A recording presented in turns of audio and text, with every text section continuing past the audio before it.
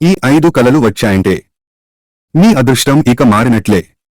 కలల శాస్త్రంలో కలలు రాబోయే సంఘటనకు సంకేతంగా పరిగణించబడతాయి. అంటే కలలకు ఖచ్చితంగా కొంత అర్థం ఉంటుంది. ఇది అశుభంతో పాటు అశుభం కూడా కావచ్చు.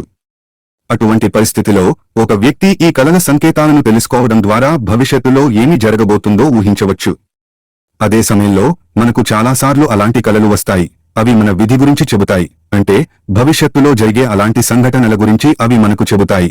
అవి మనకు చాలా శుభప్రదమైనవి. ఒక అద్భుతం జరగబోతుంది. కలలో నీటిని చూడటం. ఒక వ్యక్తికి కలలో నీరు కనిపిస్తే, ఒక నది, చెరువు వంటి వాటిలో మీరు ఈత కొడుతున్నట్లు కనిపిస్తే ఈ కల శుభప్రదంగా పరిగణించబడుతుంది. ఈ కల మీరు డబ్బు సంపాదించబోతున్నారని చూపిస్తుంది.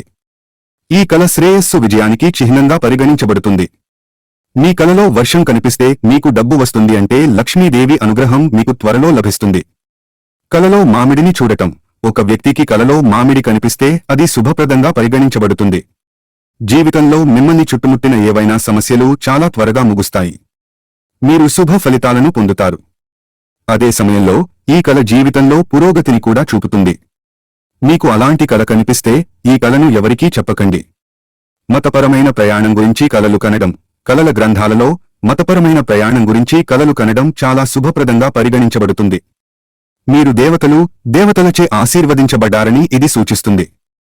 అలాగే మీరు ప్రతి సమస్య నుండి ఉపశమనం పొందబోతున్నారు. మీ కలలో తామర పువ్వును చూడటం. మీరు మీ కలలో కమలం పువ్వును చూసినట్లయితే ఈ కల ఒక శుభ సంకేతంగా పరిగణించబడుతుంది.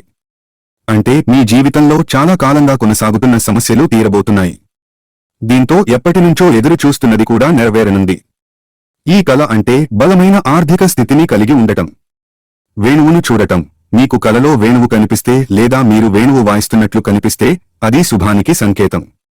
ఇలా చూడటం వల్ల పరస్పర సంబంధాలలో ప్రేమ పెరుగుతుంది. చాలా కాలంగా సంబంధంలో అపార్థాలు కొనసాగుతున్నట్లయితే అది కూడా పరిష్కరించబడుతుంది.